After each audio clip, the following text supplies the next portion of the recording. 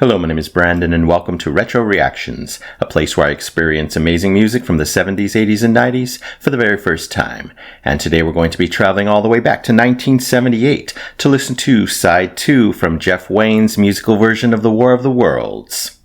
And of course that includes 3 songs: The Artilleryman and the Fighting Machine, Forever Autumn, and Thunderchild. I've already read into the story for this section, so I'm prepared to go. Anyway, if you're new here, welcome. Don't forget to hit that subscribe and like button as well as the notification bell to join the Retro Reactions community, where it's all amazing music all the time. Here we go.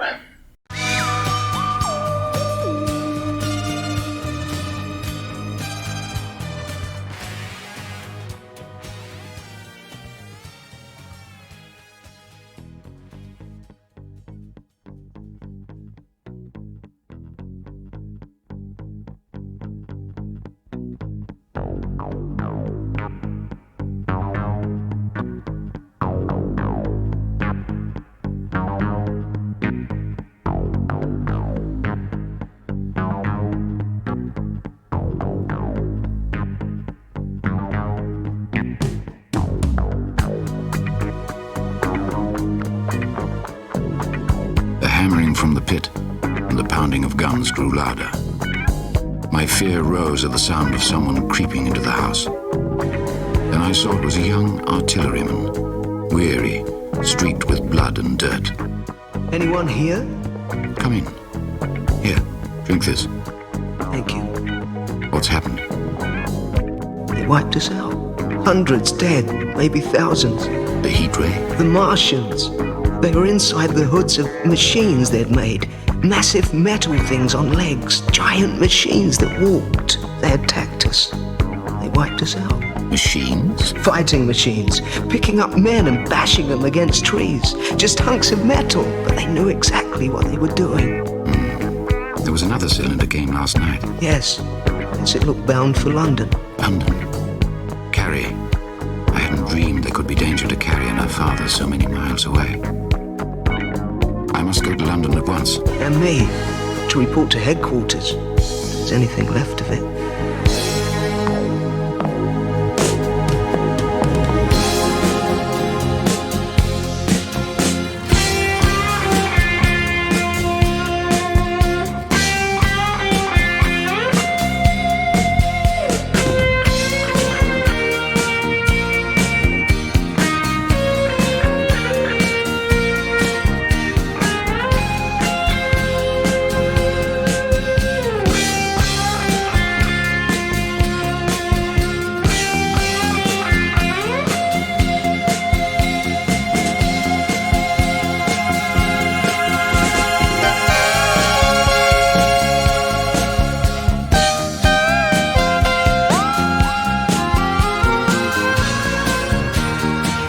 Byfleet we came upon an inn, but it was deserted.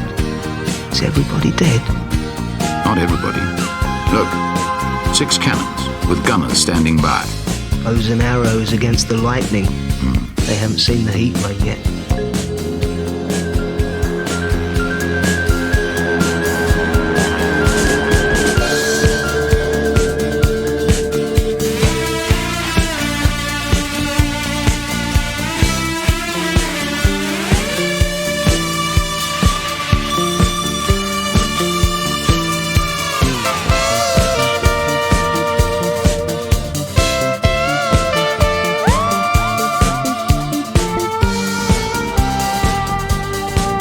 We hurried along the road to Weybridge. Suddenly, there was a heavy explosion. The ground heaved, windows shattered, gusts of smoke erupted into the air. Look! There they are! What did I tell you?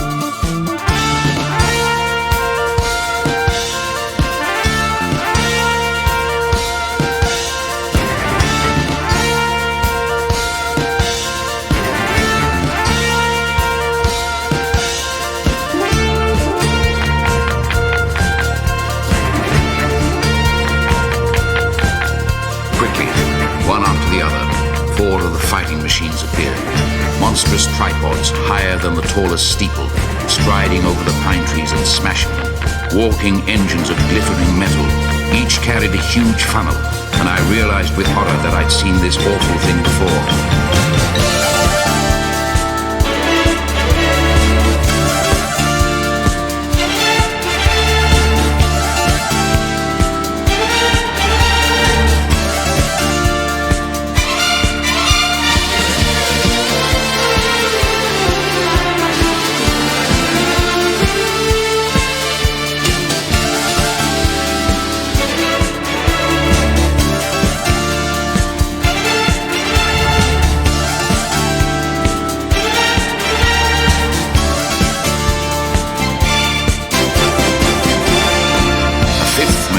On the far bank.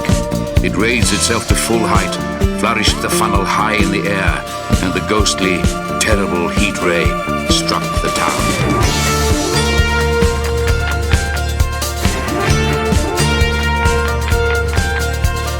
As it struck, all 5 fighting machines exulted, emitting deafening howls which roared like thunder.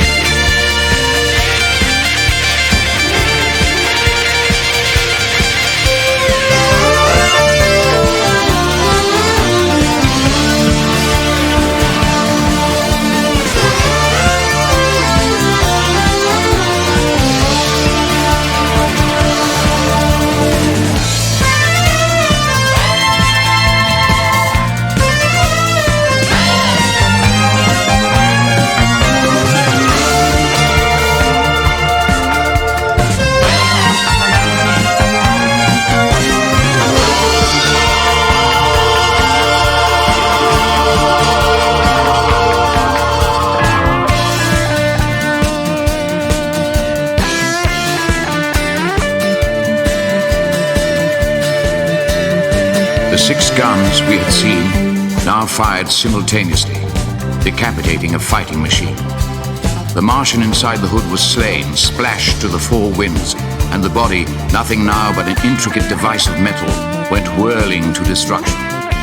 As the other monsters advanced, people ran away blindly, the artilleryman among them. But I jumped into the water and hid until forced up to breathe. Now the guns spoke again, but this time the heat ray sent them to oblivion.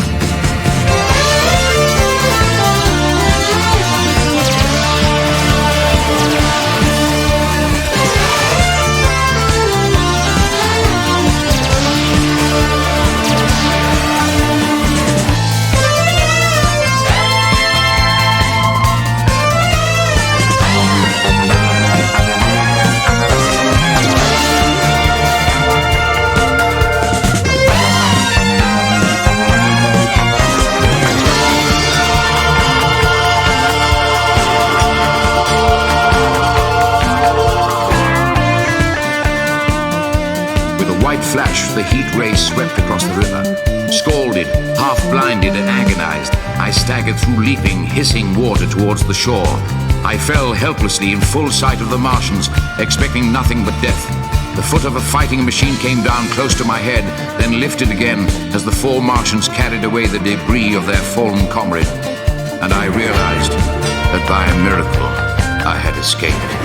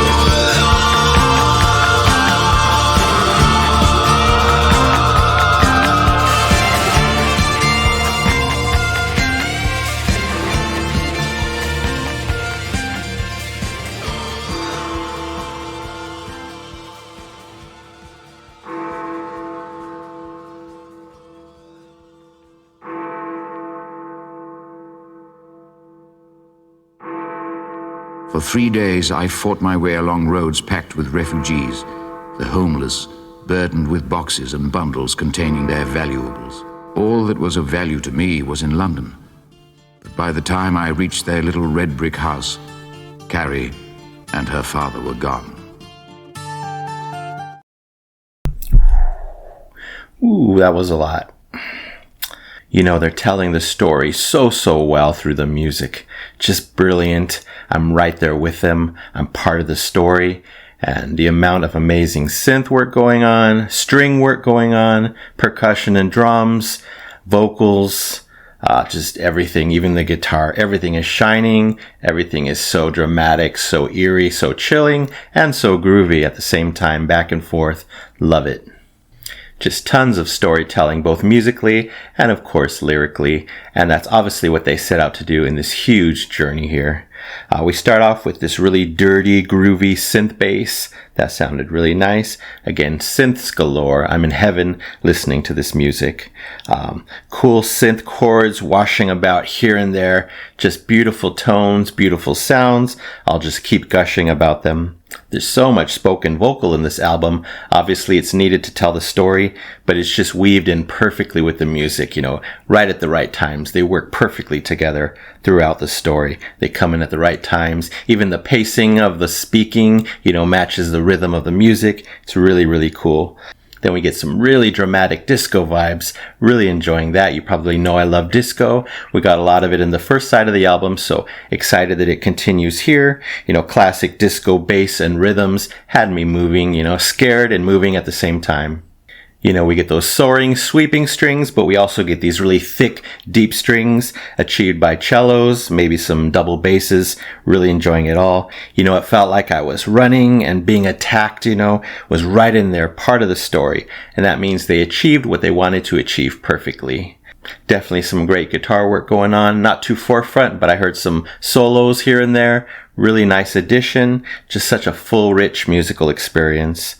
Richard Burton, I probably talked about him in the last video. His voice is amazing, perfect for this song, and he's telling the story so dramatically. Loving that. And one more addition, the backup singer is really nice. Another great addition. Dramatic. I'm not sure what they're saying. Are they only saying 2 words? I'm hearing like moving on, but I don't know if those are the words they're saying. You guys can let me know. But again, everything just sounds perfect to my ears, has me moving, has me frightened, has me totally engaged in the story. So let's continue with the next song. For 3 days, I fought my way along roads packed with refugees, the homeless, burdened with boxes and bundles containing their valuables. All that was of value to me was in London. But by the time I reached their little red brick house, Carrie and her father were gone.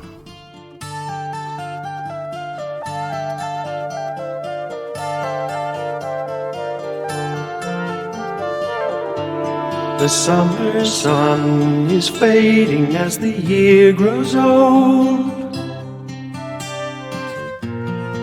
darker days are drawing near. The winter winds will be much colder. Now you're not here.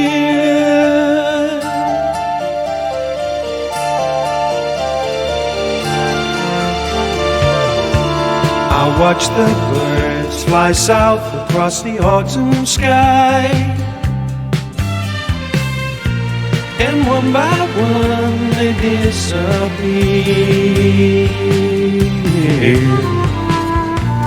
I wish that I was flying with them.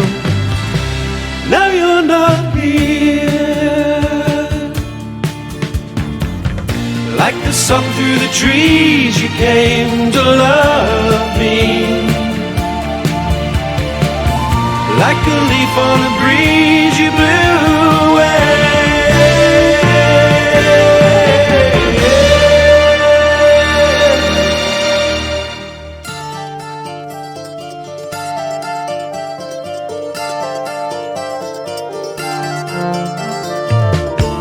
Through autumn's golden gown, we used to kick our way. You always love this time of year. Those fallen leaves lie undisturbed now, 'cause you're not here. 'Cause you're not here. 'Cause you're not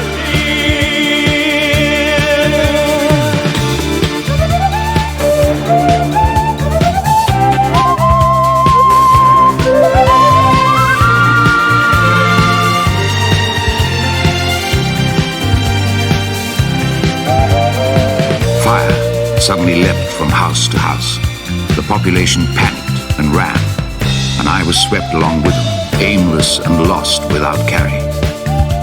Finally, I headed eastward for the ocean and my only hope of survival, a boat out of England.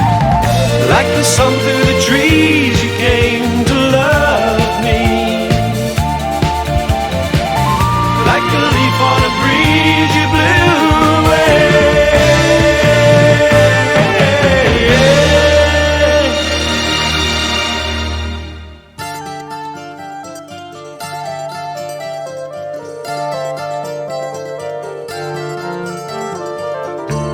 A gentle rain falls softly on my weary eyes, as if to hide a lonely tear. My life will be forever autumn, 'cause you're not here. 'Cause you're not here. 'Cause you're not here.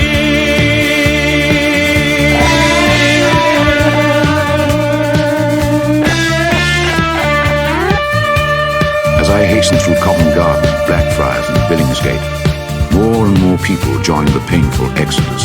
Sad, weary women, their children stumbling in the street with tears, their men bitter and angry, the rich rubbing shoulders with beggars and outcasts. Dogs snarled and whined, the horses' bits were covered with foam, and here and there were wounded soldiers, as helpless as the rest.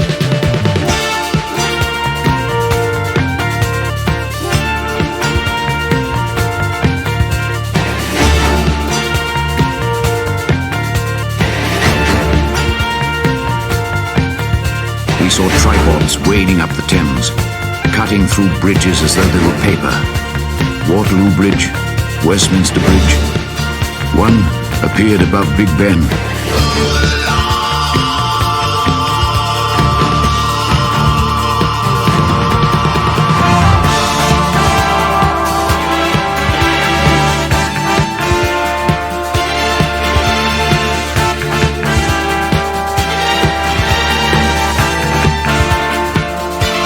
Never before in the history of the world had such a mass of human beings moved and suffered together. This was no disciplined march. It was a stampede, without order and without a goal.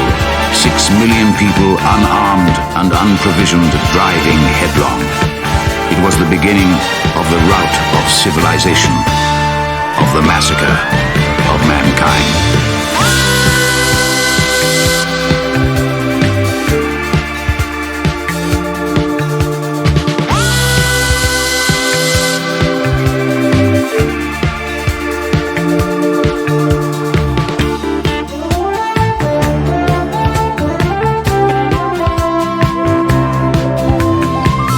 A vast crowd buffeted me towards the already packed steamer. I looked up enviously at those safely on board, straight into the eyes of my beloved Carrie. At sight of me, she began to fight her way along the packed deck to the gangplank. At that very moment, it was raised, and I caught a last glimpse of her despairing face as the crowd swept me away from her. Like the sun through the trees, you came to love me. Like a leaf on a breeze, you blew away.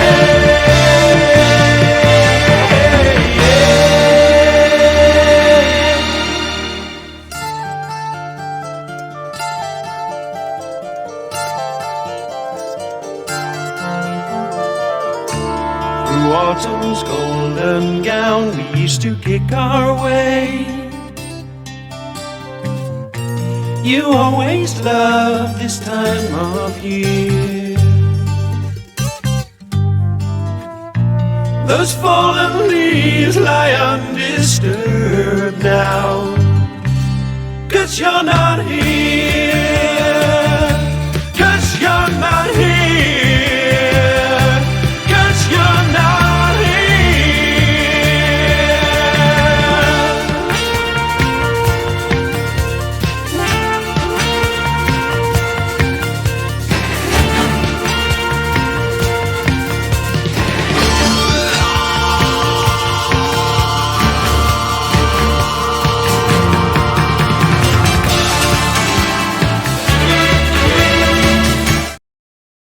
Just keeps going with that urgency, that dramatic music, that intensity, that fear.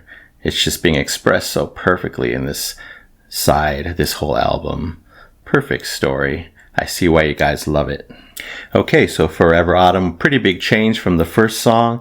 You know, very 70s still, classic 70s feel. It's basically a love song, you know, some peaks and valleys, but just really softer and quieter in general. Of course, Justin Hayward from the Moody Blues is on here, singing and sounding so beautiful. Love his voice. I love the acoustic guitar, the wind instruments, and the string combination throughout the song.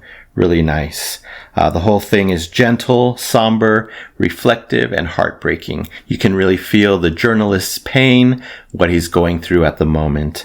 Some great harmonies also. Was that Justin? I'm assuming it was. You guys can confirm. Also, was this a single? I think I read somewhere that it was. I can see why. It's just beautiful to listen to on its own. Also, I got a bit of Nights in White Satin vibes from this one. Makes sense. It's Justin, and it's got a similar vibe. Another great addition was that steamboat whistle sound a couple times. Really cool. You know, these subtle elements that they could have not included, but they really thought this through when creating this whole masterpiece. All right, let's move on to the third song, Thunderchild. It's about that poor, ill-fated naval ship and what it's about to go through. I don't know where the story's leading after this song, but there's going to be more drama and more terror, I'm certain. Here we go.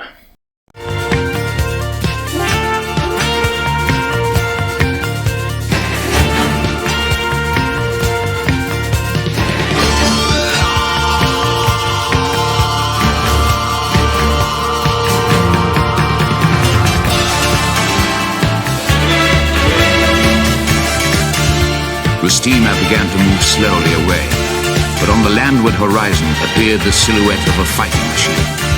Another came, and another, striding over hills and trees, plunging far out to sea and blocking the exit of the steamer. Between them lay the silent, grey, ironclad Thunderchild. Slowly it moved toward shore, then with a deafening roar and whoosh of spray, it swung about and drove at full speed towards the waiting Martians. There were ships of shapes and sizes scattered out along the bay, and I thought I heard her calling as the steamer pulled away. The invaders must have seen them as across the coast they filed, standing firm between them. There lay Thunderchild,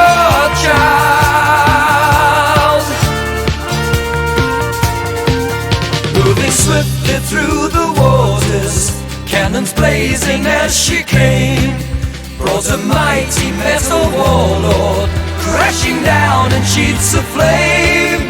Sensing victory was nearing, thinking fortune must have smiled, people started cheering. Come on, Thunderchild, come on, Thunderchild.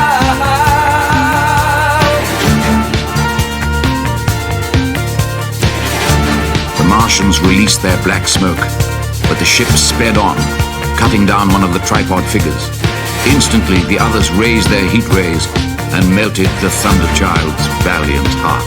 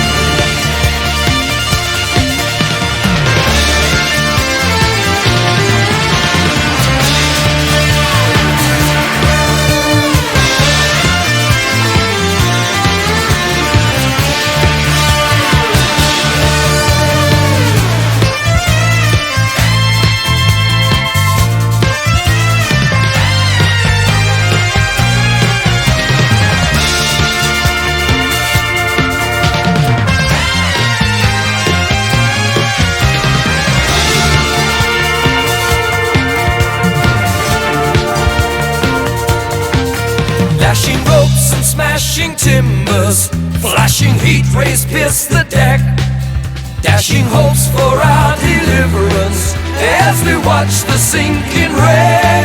With the smoke of battle clearing, all the brazen waves defiled, slowly disappearing. Farewell, Thunderchild, slowly disappearing. Farewell, Thunderchild.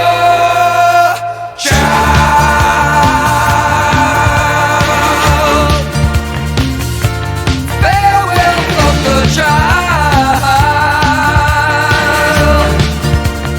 Farewell, Thunderchild.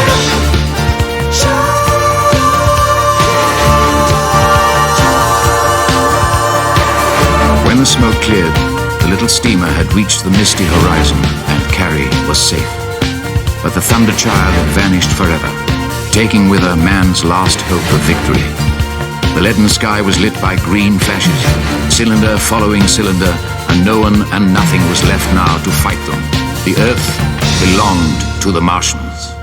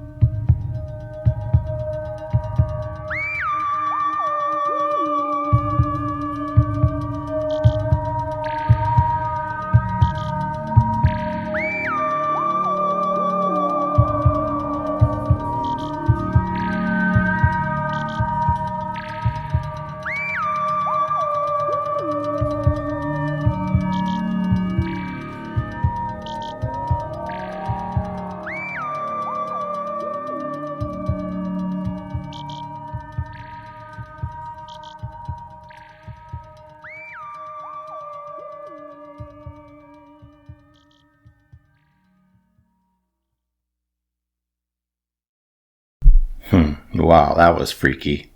It's like the Martians knew they won, this battle at least. They're taking control of England. It's almost like they're taunting everyone, communicating with themselves in such a chilling, eerie, superior type of way. Wow, pretty spooky there.